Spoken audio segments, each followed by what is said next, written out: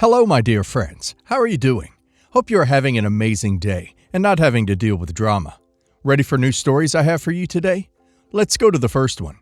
And don't forget to listen to the end of the story, guys, to hear my insights. Enjoy the stories.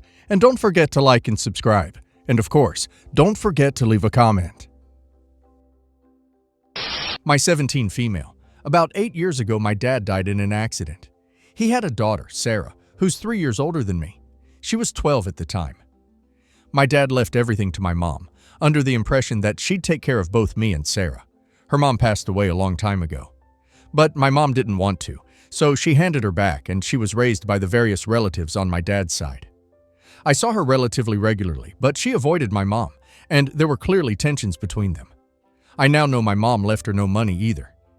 She took the entire estate and life insurance money from my dad, and she still owns the assets, and continues to insist my dad left them to her, and not to Sarah. A couple of weeks ago, our grandfather announced his plans for his estate. He has 3 children, counting my dad. He's decided to split his assets 3 ways, one representing each child. Then he said he splits each segment 50-50 between the parent and their children to give the children a head start in life, as all the grandchildren are between 15 and 25. With the exception of my dad's third, which is going entirely to Sarah.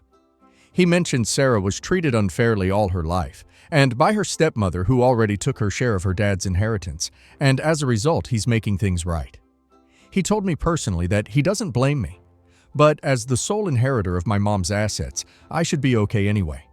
He mentioned I'll receive a nominal amount from the estate, roughly a few thousand, but not more. My mom is livid about this, and she believes my dad's share should have been treated similarly to other children, i.e., half of it going to his estate, which she inherited, the other half split between me and Sarah. Her argument is that my dad already decided who should get his share, and it's her. She actually trying to get legal advice and claims she will contest the will. I don't get her.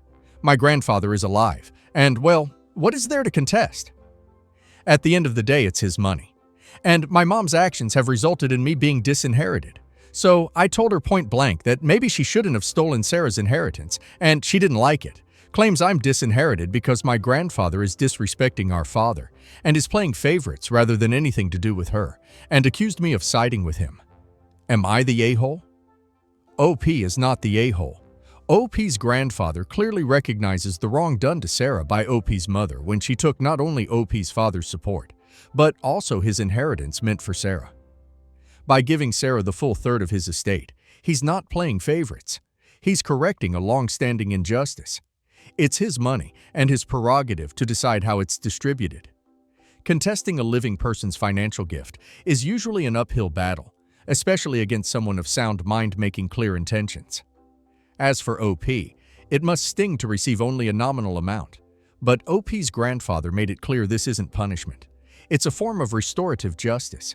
And given OP's position as sole heir of her mother's assets, she being financially protected, albeit indirectly.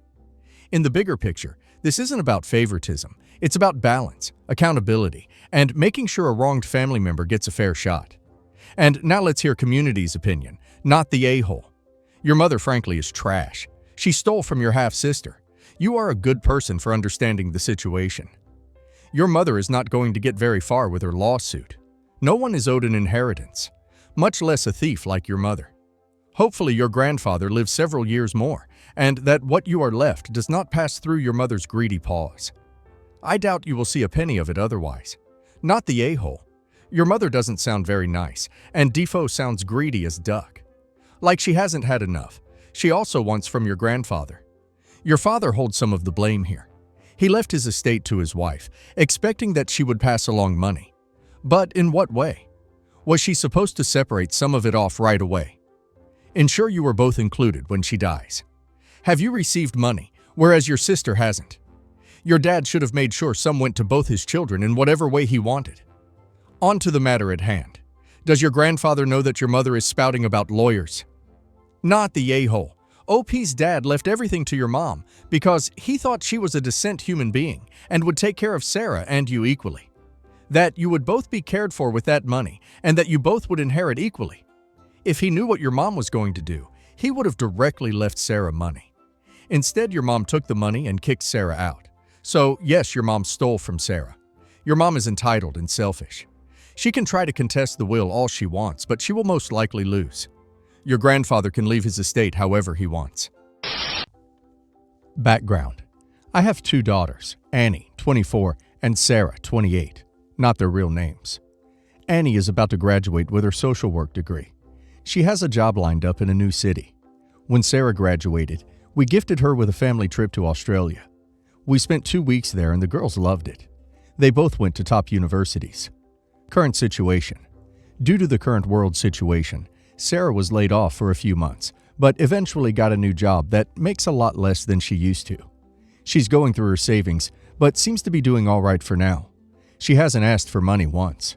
She's considering going back to school to change careers to technology field, because her field has been having issues since everything closed down. Annie, however, is set on being a social worker.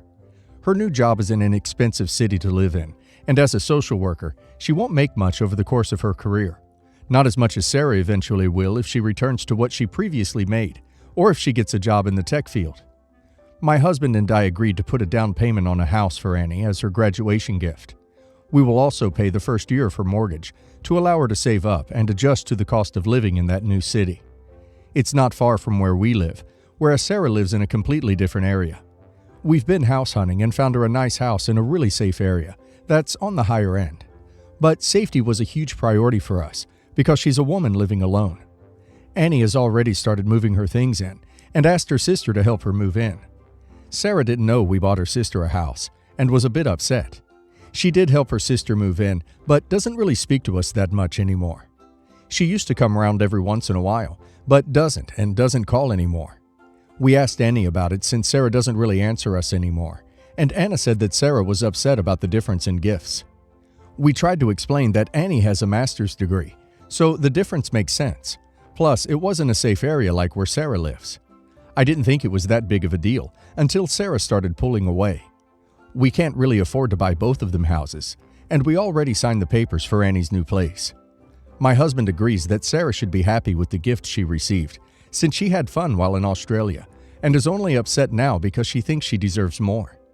Annie is a bit torn, but agrees that she needs her new place, but she gets where her sister is coming from. My mother thinks I'm not treating Sarah fairly, and that she should get something as well.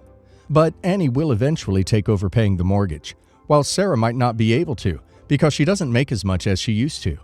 So, am I the a-hole? You're the a-hole. Sarah got a family holiday, which everyone benefited from.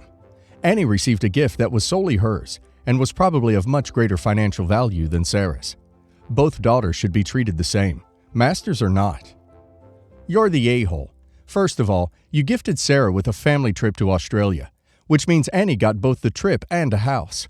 Second, of course she's unhappy with the gift now that she sees that you spent way more on your other daughter, like more than twice as much according to your comment.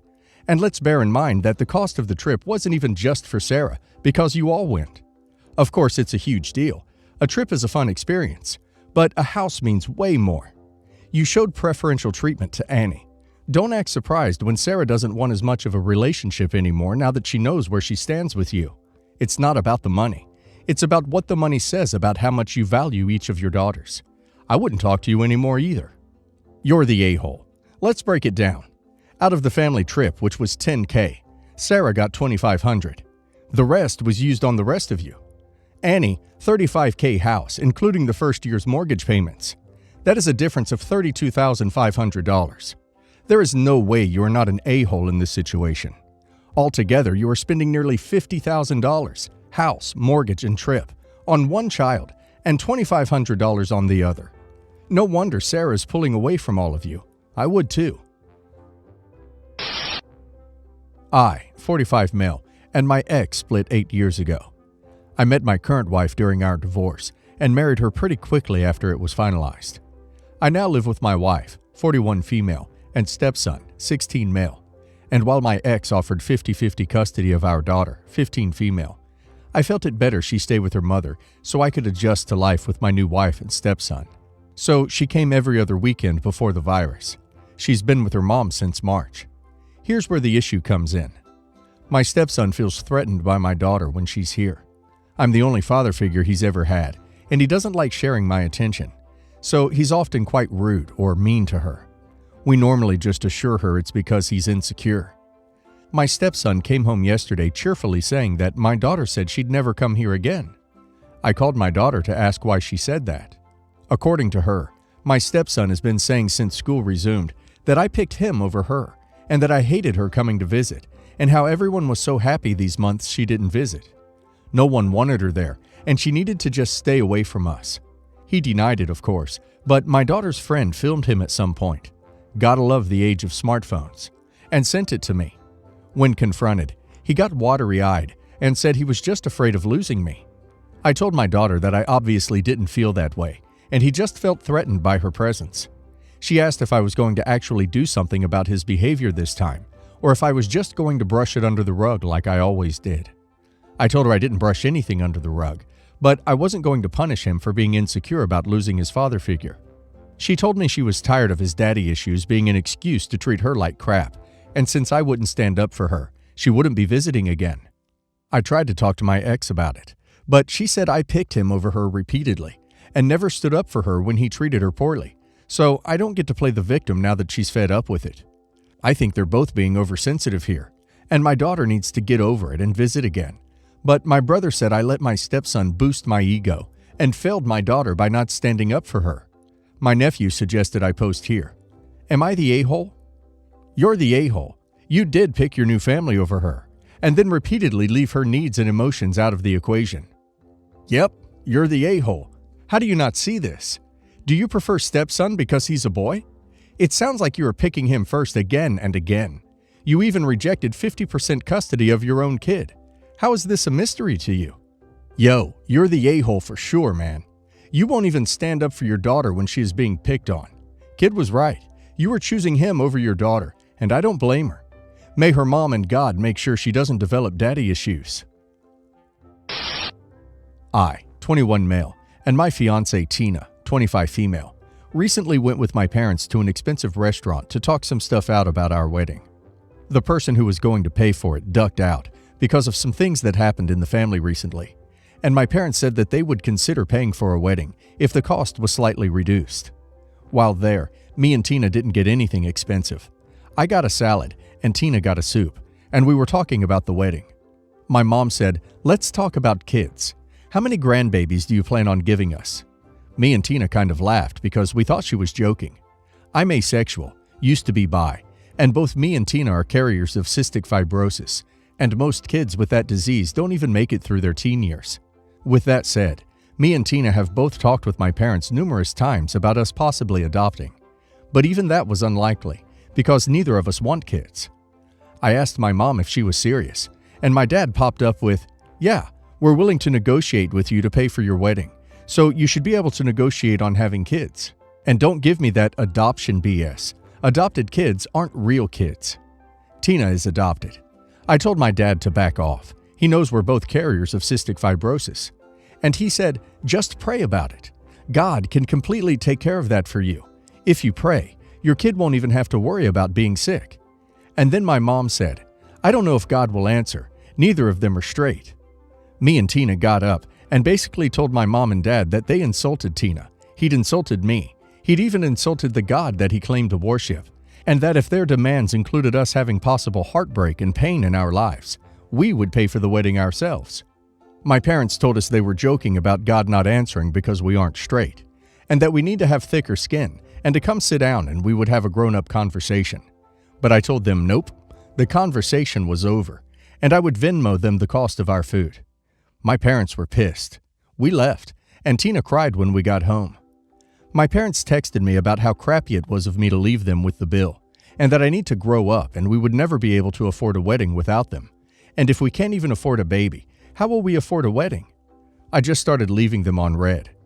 Then Tina's parents, who are close friends with mine, called and berated me over how I treated my parents and told me to apologize. I told them this wouldn't be happening at all if they hadn't backed out of helping pay for the wedding, and they shut up after that. After the way Tina cried for hours, I don't think I'm the a-hole, but I thought I'd ask here, am I the a-hole for this? If Tina's parents call to berate you again, tell them your parents think that adopted kids aren't real kids, and caused their adopted daughter to cry. I think that will change their opinion on the situation immediately. Not the a-hole. Forget about the bill. Let's talk about the wedding. Since the list of invitees just got smaller, you might well be able to afford something more modest. Then, on your 10th anniversary, do a big vow renewal kind of thing. Tell your respective parents when the wedding will be, but not where, and if they pray hard enough, God will surely send them invitations. Not the a-hole. Pay for your own wedding and don't invite either set of parents. They are parents in name only. They are not supportive of you two as individuals or a couple. Invite people that support you. They will be your family. You are better off not having them pay for it, as they will try to control you for it. My boyfriend and I have been together for 6 years. I recently bought a house and we live together. Shortly after, his daughter's mom became homeless. His daughter is 20 and had been living with her. She called and asked to come live with us. I agreed, on the condition that she clean up after herself and help out around the house. We've had problems with that in the past when she stayed with us. That only lasted a couple weeks, and then she refused to help out or clean up after herself. Every time I would ask her to, I would get, "I'm not here to be your maid," and things like that. I mostly have my boyfriend deal with her, but her and I have some arguments over it as well. The other day I wasn't feeling well, so I decided to work from home. She did not realize this. As I was in my office working, she was in the kitchen and had her phone on speaker. She was talking with her mom. It was basically a 20-minute conversation about what a bee I am, and how she can't stand me, and how much she hates me, and hates living with me and being around me. She also said maybe she will fall down the stairs, referring to the fact that I am currently pregnant. My boyfriend was out of the country on business at the time. I walked into the kitchen behind her and loudly said, "Since you hate me so much, you can pack your stuff and get the duck out." She's now couch surfing with her mom. My boyfriend supports me. His ex and daughter say I'm the a-hole because I made her homeless. So, do your thing. Not the a-hole. Something just truly irks me about ungrateful individuals. There was no shred of moral or legal obligation on your end to take her into your home. So, do your thing, and keep that bee out of your house. I'm pretty sure wishing your pregnant landlord falls down the stairs, never paying rent, and not helping around the house was what made her homeless. You'd think if you were that worried about homelessness that you'd be more eager to pull your weight. Not the a-hole. Not the a-hole. She's 20 years old. She can get a job and help pitch in to get a place with her mom, or she could have cleaned up after herself. If she hates you so much and can't clean up after herself, why give her a place to stay at your expense? The least she could do is clean up the messes she makes. I think it's disgusting that she made a comment hoping you would fall down the stairs. My father passed away a couple months ago. We knew it was coming, and there was plenty of time to prepare for it. He had a long and successful career in his younger days. 5 years ago, he sold his home to move into a very, very nice old folks' home. I'll never know how much, but we can safely say he likely had at least a couple million. He loved his alma mater and was very involved in the voluntary alumni relations department in his retirement. A couple years ago, he told me he planned to donate his entire estate to their alumni scholarship fund. He had always been a generous man, so this didn't really shock me. I never really thought about it since. Then, when he passed, all the funeral arrangements and whatnot were already paid for, and he had a relatively small life insurance policy at that point to just ensure that nobody would have expenses associated with his death. He had a longtime lawyer friend and CPA who then officially told me and my siblings about his will. As he told me, everything was gifted to the university fund. So I wasn't surprised, but I guess he never told my siblings this. They were very surprised, wanted to challenge it, and when I said I already knew about it, they flipped. They asked some lawyers supposedly, and they have no case. He was in sound mind when he made his will, so it's cut and dry. But my siblings are pissed at me, saying when he told me, I should have tried to convince him otherwise. Told them so they could also try to convince him otherwise. We've gotten into it lately about it, and I just feel like it's all unnecessary. Our dad was always generous with us, paid for our schooling, weddings, and all the main parent things. I really don't care about not having an inheritance because we otherwise were always given everything we need. Was I being an a-hole by not telling them? It really didn't even cross my mind. Not the a-hole. Your father's finances were not your business to talk about. If your father wanted your siblings to know in advance, he would have told them in advance. Not the a-hole. Your father chose to confide in you. Your father chose not to confide in your siblings, probably because he knew you would respect his decision, while they would pile on to try to get him to change his mind. If your father wanted them to know in advance, he would have told them, as he told you. It was not your place to undermine his estate planning or enable others to pressure him to make decisions he didn't want, especially because it sounds as if he was a caring parent and good provider, so that an inheritance now would be a windfall locking in generational wealth, not support for them to get established as self-sufficient adults.